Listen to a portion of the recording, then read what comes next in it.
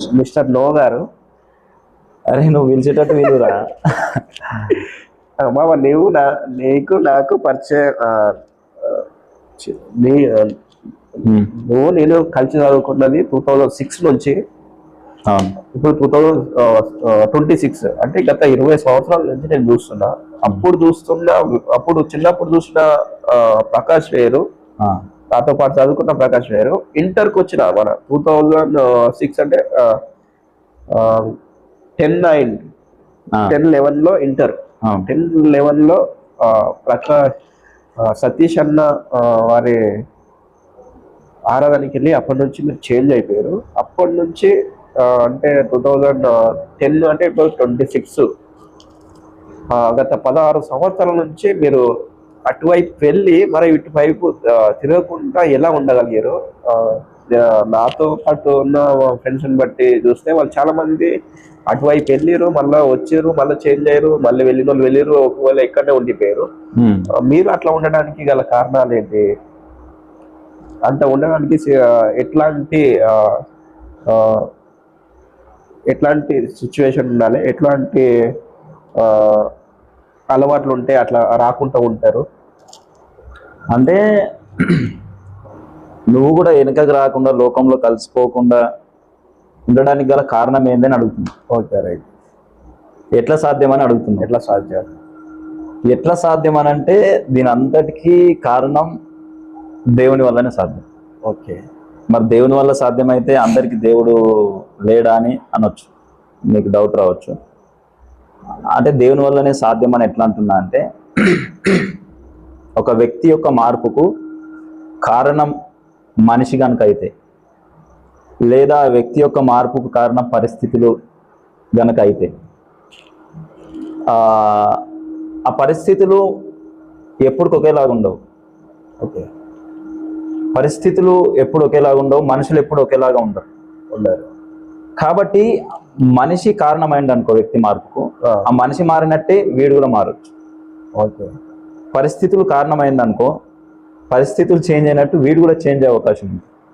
కానీ ఒక వ్యక్తి మార్పుకు దేవుడు కారణమైంది అనుకో, దేవుడు మార్పు లేనివాడు కాబట్టి ఆ వ్యక్తి యొక్క మార్పు కూడా, ఆ వ్యక్తిలో వచ్చిన మార్పు కూడా అంతే పర్ఫెక్ట్గా పనిచేస్తుంది.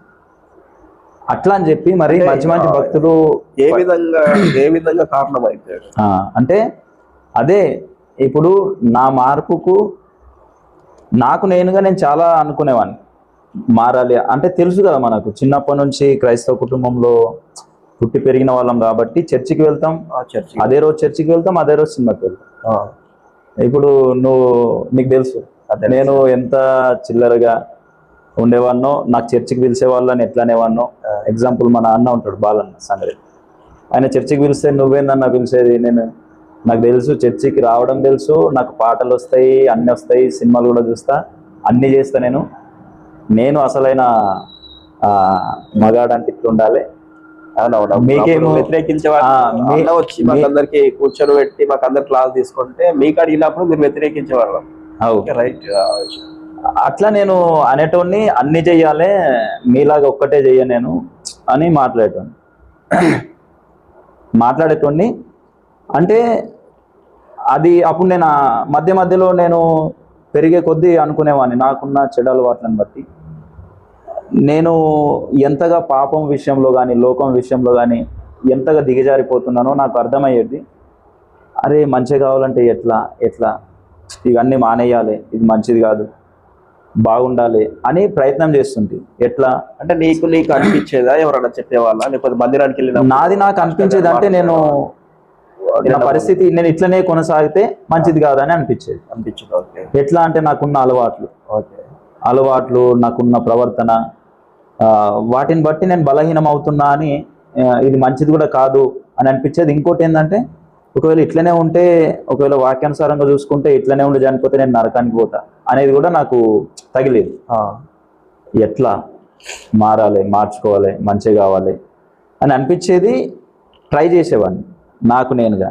ఎట్లా సినిమాలకు పోకుండా ఆగాలని ఆగేవాడిని. కానీ ఎవరన్నా వచ్చి పోదాం దా అని అంటే అప్పటికప్పుడే మళ్ళీ మనసు చేంజ్ అయ్యేది. సరే ఇప్పటికీ చూద్దాం, నెక్స్ట్ టైం మళ్ళా మంచిగా ఉండాలి ఇక అని అప్పటికి వెళ్ళిపోతుంది. అప్పటికి వెళ్ళిపోతుంది. నాగిట చూపించానండి, 4 షోలు చూపించాను ఒకటి రోజు. ఎప్పుడు? 10th క్లాస్లే. అదే 4 షోలు అంటే ఏ సందర్భం? శివరాత్రి అప్పుడు. ఆ రోజు నైట్ అంతా ఉంటుంది కదా. నైట్ అంతా ఉంటుంది కదా.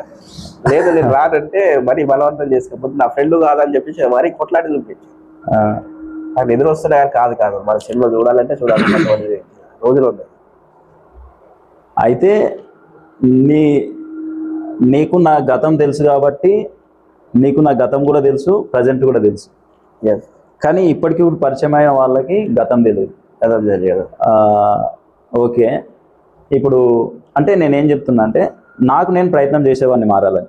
అయితే అలాగే అలవాట్ల విషయంలో కూడా ఏదైనా తాగుడు అలవాటు విషయమైనా ఏదైనా సరే తాగొద్దు ఇక మంచిగా ఉండాలని అనుకునేవాడిని. కానీ డబ్బులు ఉన్నాయనుకో ఇది ఒక్కసారికి తాగుదాం, అక్కడ నుంచి మళ్ళీ అప్పుడు మానేద్దాం, మంచిగా ఉన్నాం, అన్నీ ఇంతే. అరే ఆ వ్యక్తిలాగా ఉండొచ్చు కదా, ఉందాం అని ఒకరిని చూసి అనుకున్నా, నాకు నేను అనుకున్నా, అది కొంతకాలమే ఉంటుండే కంట్రోల్, తర్వాత మళ్ళీ పడిపోయేవాడిని.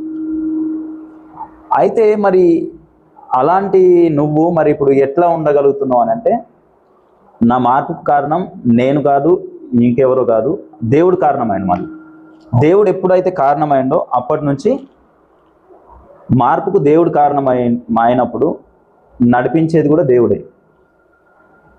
కాబట్టి నడవగలుగుతున్నాను. నడిపించేది దేవుడు కాలేడనుకో నేను నడవలేను. నేను మారిన సందర్భం నాకు తెలుసు, ఆ రోజు ఏం జరిగిందో తెలియదు. ఏ రోజు నేను ఆ రోజు చూసిన నువ్వు ఏడవడము, నువ్వు మారిన విధానం నేను చూసాను.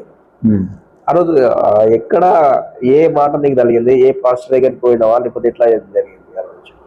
అంటే ఎట్లా అంటే నేను చర్చికి వెళ్ళిన, కల్వరి టెంపుల్కి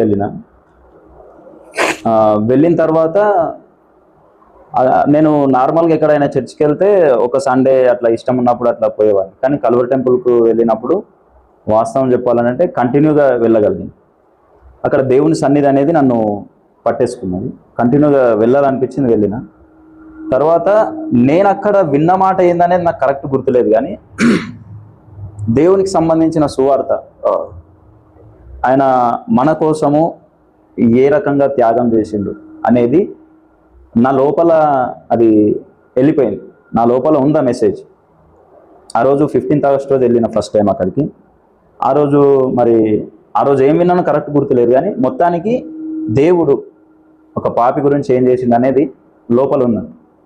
అది ఎప్పుడు పనిచేసిందని అంటే, మార్పు ఏ విధంగా కలిగిందని అంటే, ఆ చర్చిలో విన్న మాటను అట్లాంటి ఏమి నాకు ఆ రకంగా గుర్తులేవు పర్టికులర్గా ఒక మాట అనేది. కానీ అలా కంటిన్యూ అవుతున్న సమయంలో చర్చికి కంటిన్యూ అవుతున్నా, నేను ప్రేయర్ చేసుకుంటున్నా, వాక్యం చదువుతున్నా, ఓ బాగుంది లైఫ్ అని అనిపిస్తుంది. కానీ సరైన మార్పు ఇంకా రాలే.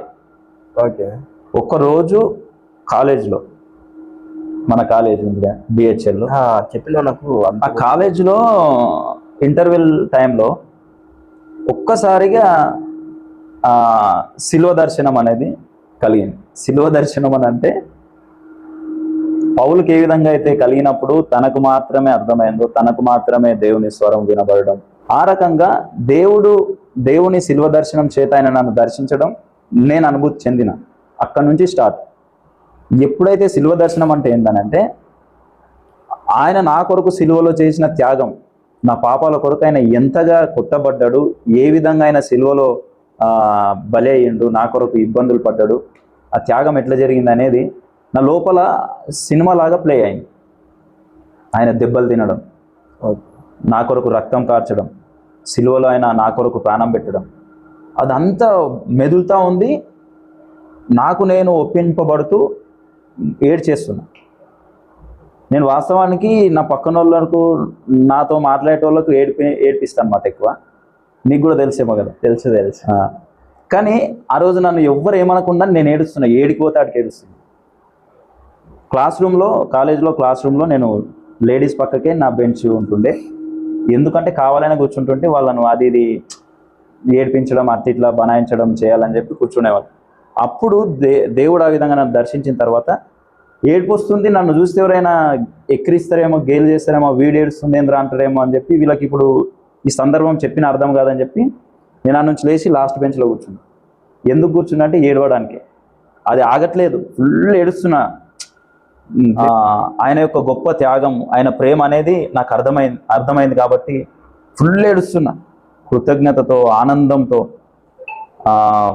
బాగా ఏడుస్తున్నా అన్నమాట. ఇక ఇంత గొప్ప ప్రేమ, ఇంత దేవుణ్ణి నేను వదిలేసి నేను ఇన్ని రోజులు ఉన్నానా, ఇంతగా ప్రేమించినవా నన్ను, ఇంతగా ప్రేమించినవా ప్రభువా అని చెప్పి ఫుల్ ఏడుస్తున్నా అన్నమాట. ఇక మాటలు లేవు కానీ ఏడుస్తూ ఉన్నా, ఎక్కిళ్ళు బట్టి ఏడుస్తున్నా. బెంచ్ పైన ఇట్లా ఉండి ఏడ్చిన, కింద మొత్తం అట్లా తడిచిపోయింది.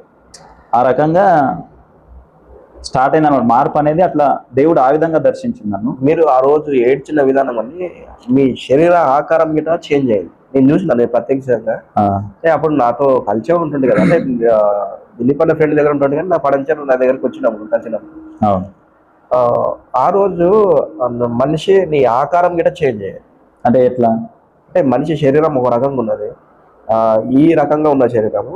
నువ్వు ఏడ్చిన విధానము అదంతా, నువ్వు అక్కడ ఎప్పుడైతే నువ్వు అటు వైపు వెళ్ళినానో అప్పుడు చూసుకుని నీ బాడీ నీ స్టైల్ మొత్తం చేంజ్ అయిపోయింది.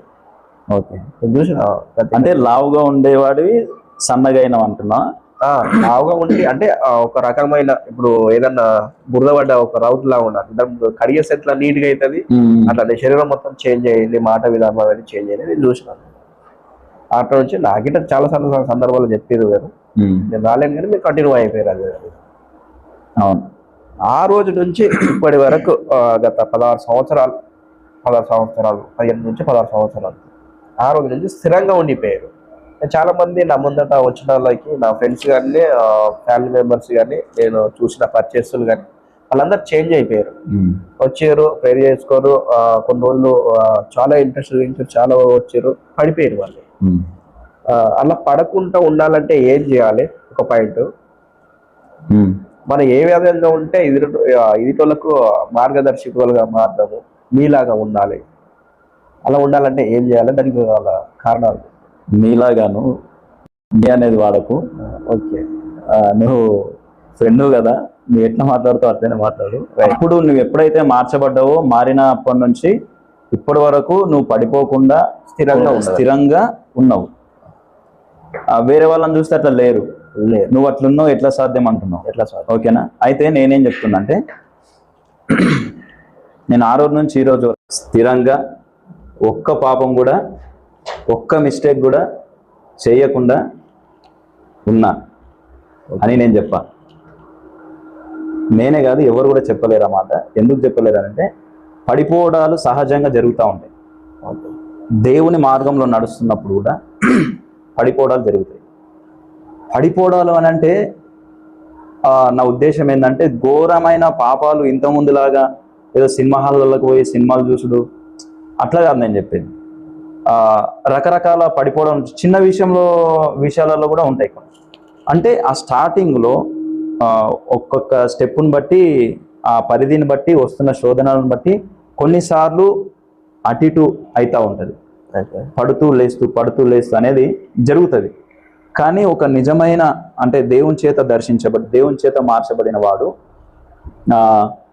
ఎలా ఉంటుంది అంటే, వాడు పడ్డా కానీ లేస్తాడు, మళ్ళీ లేస్తాడు. ఓకే, పడ్డా కానీ లేస్తాడు. ఒక ఎగ్జాంపుల్, మనం చాలా ఎగ్జాంపుల్స్ వింటుంటాము. అంటే వీళ్ళందరూ ఏదో వేరే ప్రభావితం చేస్తే మారిన వాళ్ళ, లేకపోతే దేవుని వల్ల అంటే ఇప్పుడు అంతే నేను చెప్పినా కదా, మనకై మనం పూర్తిగా తెలుసుకున్న వాళ్ళు వేరే రకంగా ఉంటారంట. ఇప్పుడు దేవుడు ఒక మనిషిని బట్టి మారినవాడు, లేదా పరిస్థితులను బట్టి మారినవాడు, లేదా దేవుని నమ్ముకున్నవాడు ఎందుకు మళ్ళా మారిపోయే అవకాశం ఉంటుంది అని అంటే, మనుషులు ఎప్పుడు ఒకే రకంగా ఉండరు. మనిషి పర్ఫెక్ట్ కాదు, పరిస్థితులు ఎప్పుడు ఒకే రకంగా ఉండవు. అట్లా మనిషి ఎప్పుడు ఒకేలాగా ఉండకుండా ఎట్లా మారుతాడో అట్లానే వీడు కూడా మారే అవకాశం ఉంటుంది. పరిస్థితులు కూడా ఎప్పుడు ఒకేలాగా ఉండవు, అవి మారినట్టే వీడు కూడా మారే అవకాశం ఉంటుంది. దేవుడి చేత మార్చబడ్డాడు అనుకో ఒక వ్యక్తి, దేవుడు పర్ఫెక్ట్, దేవుడు పరిశుద్ధుడు, ఆయన ఎప్పుడు మారనివాడు, నిన్న నేడు నిరంతరం ఏకరీతిగా ఉన్నవాడు, మార్పు లేనివాడు. కాబట్టి ఆయన చేత మార్చబడిన వాడు కూడా అలాగే కొనసాగుతాడు. ఆ కొనసాగే ప్రక్రియలో అప్పుడప్పుడు పడిపోయినా వాడు అక్కడనే ఉండడు, వెనుకకు పోవాలని ఆశించడు, మళ్ళీ ముందుకు వెళ్ళిపోతూ ఉంటాడు. ఎందుకు అని అంటే, ఒక ఎగ్జాంపుల్ వింటుంటాం. ఒక పందికి గొర్రెకు ఉన్న తేడా ఏంటంటే, గొర్రె పొరపాటున కాలు జారి బురదలో పడ్డది అనుకో, ఓకే, అది ఉంటుందా? లేచి వస్తుంది. ఎందుకంటే అది ఉండాల్సిన ప్లేస్ అది కాదు. అది పొరపాటున పడ్డది కానీ లేచి వచ్చేస్తుంది. పడ్డా కదా అని అట్లనే ఎంజాయ్ చేయదు. పంది అన్ని దాంట్లోనే ఉంటుంది. పంది ఉండేది అందులో కాబట్టి పొరపాటున పడరాలు అనేటివి దానికి ఏముండవు. అది దాన్ని సంతోషంగా ఆస్వాదిస్తూ దాంట్లోనే ఎంజాయ్ చేస్తుంది. అంటే ఒక నిజంగా దేవుని చేత మార్చబడిన వ్యక్తి, మారు మనసు పొందిన వ్యక్తిలో ఎలాంటి వాడు అంటే గొర్రె లాంటి వాడు. పొరపాటున పడిపోవడాలు జరుగుతాయి కానీ అక్కడనే ఉండిపోడు, దాన్ని ఎంజాయ్ చేయడు. పాపంలో వచ్చేస్తాడు. ఇది మొత్తానికి నేను తప్పు చేసిన, అనుకున్న రీతిగా జరిగిపోయింది, తప్పు చేసిన అని చెప్పి మళ్ళీ లేస్తాడు, దేవుని ప్రార్థన చేసుకుంటాడు, క్షమాపణ కోరుకొని మళ్ళీ వచ్చేస్తాడు. పంది లాంటి వ్యక్తులు ఎవరంటే దేవుని చేతి నిజమైన మార్పు లేనివారు. అది అలాగే వాళ్ళు. అంటే మీరు ఇప్పుడు ఏదైనా బాప్తిసం తీసుకోవాలి, ఏదైనా చేయాలని కానీ పూర్తిగా దేవుని గురించి తెలుసుకున్న తర్వాత రావాలంటారా, లేకపోతే ఎవరు చెప్పింది మరి? దేవుని గురించి తెలుసుకోవడం అని అంటే నీ ఉద్దేశంలో బైబిల్ మొత్తం తెలియడమా, లేకపోతే వాక్యం మొత్తం తెలుసుకోవడమా? అంటే ఎట్లా అలా సత్యం ఉందా లేదా అంటే కొంతమంది ఒక్కొక్కరికి ఒక్కొక్క రకంగా డౌట్ ఉంటుంది. మొత్తం అది నిజమైనా కాదా అనేది తెలుసుకొని రావాలంటారా, మీరు ఎట్లా అంటారు? నిజమైనా కాదా అని అంటే ఏది నిజమైనా కాదా? దేవుడు నిజమా కాదనా, లేకపోతే దేవుడు నిజమా కాదా, ఇది బైబుల్ దేవుడి చేత రచించబడిందా అని చెప్పేసి. అంటే సత్యము తెలుసుకోవడం వేరు, దాన్ని అంగీకరించడం వేరు. ఓకే, ఇప్పుడు నీకు సత్యం తెలిసినంత మాత్రాన దాన్ని నువ్వు అంగీకరించలేవు అనుకో. నీకు ఫుల్ జ్ఞానం ఉంది, బైబిల్ గురించి మొత్తం తెలుసుకున్నంత మాత్రాన నువ్వు బాప్తిసానికి యోగ్యుడవని కాదు. అందులో ఉన్న సత్యాన్ని నీ లోపలికి అంగీకరించాలి, నువ్వు విశ్వసించాలి, నమ్మాలి దాన్ని. అందుకే నమ్మి బాప్తిసం పొందువాడు రక్షించబడును అని ఉంటుంది. నమ్మాలి. ఎవడైతే నమ్ముతాడో వాళ్ళు బాప్తిస్మానికి అర్హులు. అంటే ఇప్పుడు ఈ పడిపోయే వాళ్ళందరూ అంటే నమ్మని వారా అంటారా మీరు? అంటే నమ్మని వాళ్ళంటే నేనేమంటున్నంటే వాళ్ళలో కలిగిన మార్పు నిజంగా దేవుడి చేత కలిగినదైతే వాళ్ళు ఒకవేళ పడిపోయినా మళ్ళా లేస్తారనమాట. మళ్ళా లేస్తారు అంతే. వాళ్ళు పడిపోయి అటే పోతున్నారు, దాంట్లో ఎంజాయ్ చేసుకుంటూ అలాగే ఉంటున్నారు అని అంటే జస్ట్ ఏదో పరిస్థితులను బట్టి దేవుని దగ్గరికి వచ్చిన వాళ్ళైనా ఉండాలి, ఏదో మనిషి యొక్క ఇన్ఫ్లుయెన్స్ని బట్టి మనిషి యొక్క ప్రభావాన్ని బట్టి దేవుని దగ్గరికి వచ్చిన వాళ్ళై ఉండాలి, లేదా పరిస్థితులను బట్టి వచ్చిన వాళ్ళై ఉండాలి. ఆ పరిస్థితులు మారిపోయినప్పుడు వాళ్ళు కూడా మారిపోయే అవకాశం ఉంటుంది. అంటే వాళ్ళకి ఇబ్బంది అనిపించదు, మళ్ళా లోకంలో కలిసి తిరగడం వాళ్ళకి ఇబ్బంది అనిపించదు. అదే నిజంగా మార్పు చెందిన వాడికి ఇబ్బంది అనిపిస్తుంది, మళ్ళీ లోకంలో కలిసి తిరుగుతూ ఉంటే తిరగలేకపోతాడు. అది ఇట్లాంటి ఇప్పుడు వచ్చి ఎవరైతే మళ్ళీ బయటికి వెళ్ళి మరి అదే తప్పులు మరి అదే మార్గం నడిచడం వల్ల ఇక్కడ కొంతమంది తెలియని వాళ్ళు ఉంటారు, హైందువులు ఉంటారు. వాళ్ళు అనుకోవచ్చు కదా దాంట్లో అంత సత్యం లేదు కాబట్టి పుట్టిన మామూలుగా వచ్చి ఏదో పైన వేసి వెళ్ళిపోతారు అని చెప్పేసి వేరే వాళ్ళకు వేరేగా అపార్థం చేసుకునే. అంటే ఎవరిని అపార్థం చేసుకుంటారు అంటున్నావు? అంటే క్రైస్తవులుగా వచ్చి మారిపోతారు, మారిపోయిన మళ్ళీ అదే పనులు చేస్తారు. ఇంకొకటి అరే క్రైస్తవులు ఇట్లుంటారు ఆయనకు చూసి వీళ్ళు ఏమనుకుంటారంటే వాళ్ళు ఏం సత్యం లేదు కాబట్టి వాళ్ళు ఇట్లా మారిపోయిండు అని చెప్పేసి అనుకునే ప్రమాదం ఉంది కదా. ఇందులో సత్యం లేదు కాబట్టి మారిపోయిండు అని ఆ వ్యక్తిని బట్టి అనుకుంటారు అంటున్నాం. అట్లా మారిపోయే ఒక్క వ్యక్తిని బట్టి అట్లా అనుకుంటే సత్యం లేదని, మారకుండా దేవునిలో కొనసాగే వాళ్ళు ఎందరో ఉంటారు, వాళ్ళని బట్టి ఏమనుకోవాలి మరి? అంటే అంతగా ఆలోచించాలి, ఇప్పుడు ప్రజలు ఆలోచించాలి. అందుకే మనం చెప్పాలి. ఇప్పుడు వాళ్ళు ఎలాంటి వాళ్ళనంటే నిజంగా సరైన దృక్పథం కలిగి మంచి ఆలోచన కలిగి కనుక ఆలోచించే వ్యక్తి అయితే అట్లా వంకరగా ఆలోచించాడు. ఏదో ఒకటి వ్యతిరేకత తనలో ఉంటేనే అట్లా వన్ సైడ్గా ఆలోచిస్తాడు. రెండు వైపులా ఆలోచించేవాడు ఎప్పుడైనా సరే వాని ఆలోచన సరైన వ్యక్తి అయి ఉంటాడు, పాజిటివ్గా ఉంటాడు. మంచి ఆలోచనతో నిజంగా తెలుసుకోవాలి, వాస్తవం ఏందో తెలుసుకోవాలని అనుకున్నవాడు రెండు వైపులా ఆలోచిస్తాడు. అట్లా రెండు వైపులా ఆలోచించగలగాలి మనిషి. ఇప్పుడు నువ్వు వన్ సైడ్గా ఆలోచించే వాళ్ళ గురించి పట్టించుకోవాల్సిన అవసరం లేదు. ఒకవేళ వాళ్ళు అడిగితే ఇదే చెప్పాలి. ఇప్పుడు ఒక్క వ్యక్తిని బట్టి నువ్వు అట్లా అంటే ఇంతమంది మరి కొనసాగుతున్నారు కదా, వీళ్ళని బట్టి ఏమంటావు? అంటే కొంతమందికి తెలుసు, చాలా మందికి తెలుసు, కొంతమందికి చాలా మంది తెలుసు. ఇప్పుడు 196 200 దేశాలలో ఉంటే ఎక్కువ శాతం క్రిస్టియన్ దేశం. దాంట్లో అందరు నమ్ముతారు, అది నిజమే వాస్తవమని చాలా మంది తెలుసు. అంటే మనం గిట్ట చర్చికి వెళ్ళినప్పుడు మనకి అనిపిస్తుంది ఆ లోపల ఒకటి ఉంటది, ఇది నిజమే, అది వాస్తవం అని చెప్పి. కానీ బయటికి రాగానే మళ్ళీ మారిపోతుంది మనిషి. ఎందుకు మారిపోతాడంటే అంతే, ఆయన వచ్చింది నార్మల్గా, అంటే పరిస్థితులను బట్టి ఏదో టైంపాస్గా వచ్చినట్లయితే అట్లా వచ్చినప్పుడు కూడా దేవుడు దర్శించిన సందర్భాలు ఉన్నాయి. అట్లా దేవుడు దర్శించినప్పుడు, దేవుడు మాట్లాడినప్పుడు మార్చబడిన వారు కూడా ఉన్నారు. దేవుడు దర్శించకుండా అదే సమయంలో ఆయన నిర్లక్ష్యంగా వచ్చి నార్మల్గా వెళ్ళిపోతే నార్మల్గానే ఉంటుంది. రైట్. మళ్ళీ నీ డౌట్ క్లియర్ అయిందా లేదా? క్లియర్ అయింది. ఎట్లా క్లియర్ అయింది? నాకు అనిపించింది ఏంటంటే, నాది నేను ఆలోచన చేసుకునేది ఏంటంటే, నేను కొంచెం సైన్స్ కానీ సైన్స్ పరంగా కొంచెం నమ్ముతాను, దేని పరంగా చేయడం కొంచెం నమ్ముతాను. అంటే ఫస్ట్ స్టార్టింగ్ నుంచి దేవుడి నుంచే, కానీ ఈ మధ్యలో అవి చదవడం అవి చూడడం వల్ల కొంచెం సైన్స్ ప్రకారం వెళ్తా. కానీ వాస్తవానికి నేనంటున్నా 90% జీసస్ అన్నట్టు దేవుడు ఉన్నాడు నేను అనుకుంటా. ఇంకొంచెం 10% ఉండదు. పూర్తిగా తెలుసుకొని పూర్తిగా మీకు ఎట్లయితే దర్శనం వచ్చిందో అట్లా వచ్చినప్పుడు మంచి మాట్లాడు, అది వాస్తవం. అంటే ప్రతి వ్యక్తికి అలాంటి దర్శనమే అని కాదు, ఒక్కొక్కరి మార్పుకు ఏ విధంగా దేవుడు దర్శిస్తాడో అనేది ఆ వ్యక్తి ఎట్లయితే మారుతాడు అనేది దేవునికి తెలుసు. దాని ద్వారా దేవుడు మార్చుకుంటాడు, అదొకటి. ఇప్పుడు దేవుడు మార్చడము, దేవునిలో కొనసాగడము, ఇవి కొందరిని చూస్తున్నప్పుడు ఏదంతా ఫేకు, మార్పు లేదు, ఏం లేదు, ఏదో వాళ్ళు ఉంటారు నార్మల్గా, తర్వాత పరిస్థితులను బట్టి మళ్ళీ దిగజారడం, మళ్ళీ ఎట్లా అంటే అట్లా జీవించడం అనేది ఉంటుంది అని చెప్పి నీకు ఒకవేళ అనిపించే సందర్భాలు కనుక ఉంటే, నేను అడిగే క్వశ్చన్ ఏంటంటే, ఇప్పుడు ఎవరి గురించో వద్దు, నీ ఎదుట ప్రత్యక్ష సాక్షిగా ఇప్పుడు నేనున్నా. ఎస్, నేను నీకు నా గత జీవితం తెలుసు, గత జీవితం తెలుసు, గతంలో ఎట్లుండేవాడినో తెలుసు, తర్వాత నాలో కలిగిన మార్పు నేను చెప్పకుండానే నువ్వు గుర్తించేటట్టుగా నేను కనబడ్డాను, నువ్వే చెప్పినావు. ఇప్పుడు దీన్ని బట్టి నిజంగా దేవుడు దర్శిస్తాడు, దేవునిలో మార్పు చెందడం అనేది ఉంటుంది, అది రియలు, దేవునిలో కొనసాగడం కూడా రియలే అని చెప్పి నీవు నన్ను బట్టి ఇది నమ్మినవా లేదా? ఎస్, నమ్మినవా 100%. అంటే అందరూ నీలాగానే ఉండరు కదా అని చెప్పేసి. ఉండరు కదా అంటే నేను చెప్పిన కదా, ఇప్పుడు పరిస్థితులు నాకంటే దగ్గరగా నేను మొత్తం ప్రత్యక్షంగా చూసిన కాబట్టి ఓకే ఇట్లా అనేది.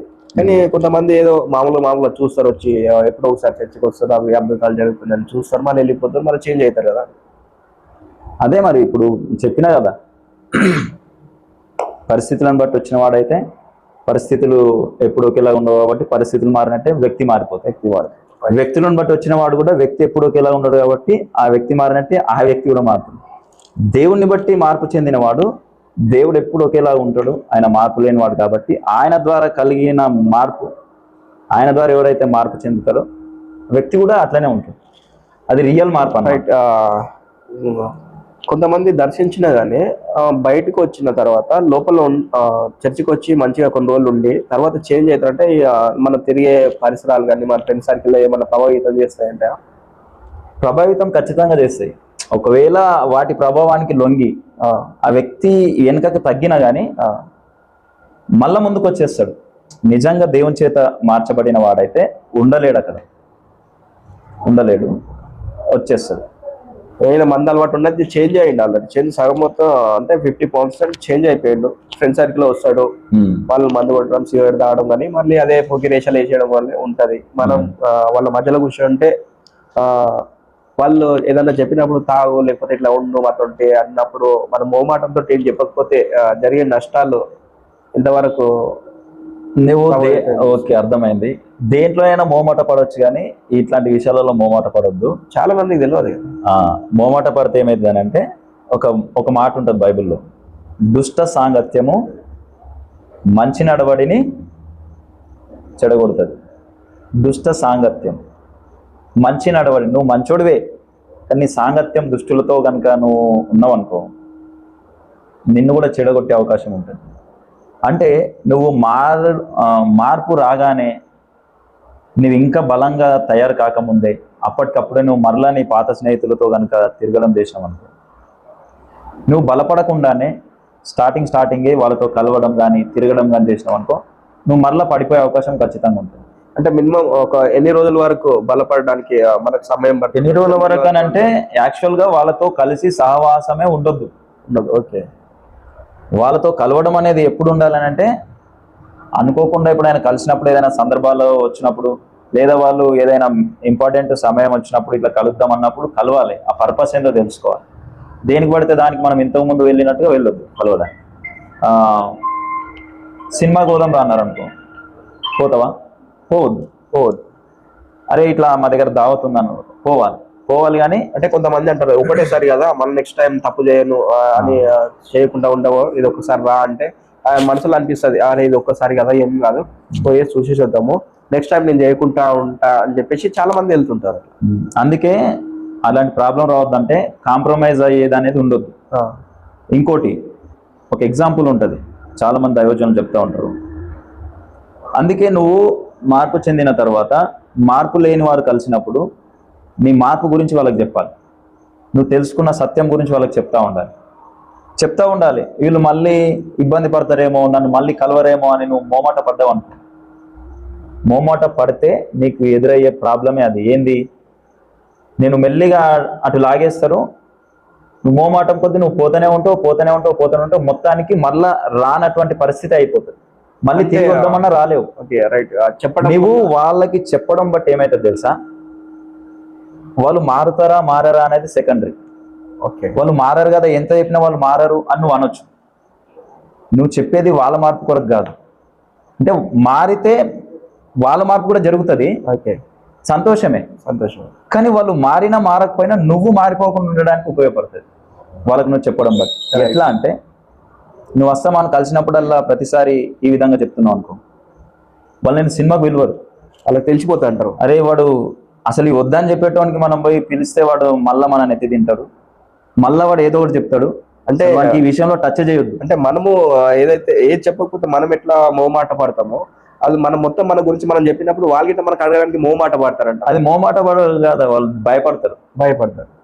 వాళ్ళు భయపడతారు. మనం ధైర్యం చేసి మన గురించి సాక్ష్యము, లేదా మనం తెలుసుకున్న సత్యం గురించి, నిజం గురించి, దేవుని గురించి మనం మోమాటం లేకుండా ఎప్పుడైతే ధైర్యం చేసి చెప్తామో, అప్పుడు వాళ్ళ అంటే లోక సంబంధమైన వాటికి పిలవడానికి కానీ ఆ విషయాలలో వాళ్ళు భయపడతారు.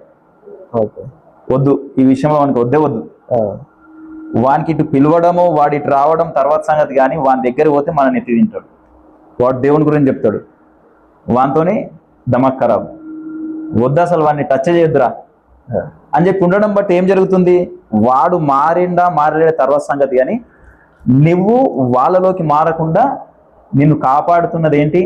నువ్వు చెప్పే మాటలు, నువ్వు చెప్పే సువార్త కానీ, నువ్వు చెప్పే దేవునికి సంబంధించిన విషయాలే నిన్ను కాపాడుతున్నాయి. వాళ్ళని కాపాడడం తర్వాత సంగతి. వాళ్ళు కూడా మారే అవకాశం ఉంటుంది, కానీ టైం పట్టవచ్చు.